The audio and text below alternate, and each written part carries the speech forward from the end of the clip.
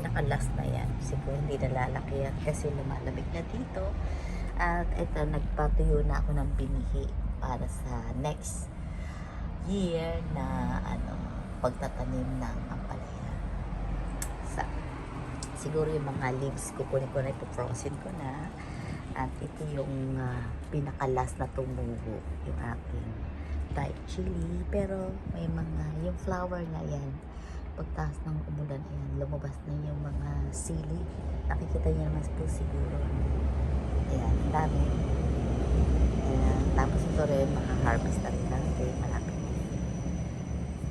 So, hanggang sa pili, ito lang po ang aking short video. Ito po si Mother Dear nagsasabing, pag masipag ang tao, marami pong aanihin. Wala pong taong magugutom. Thank you for watching. Bye everyone.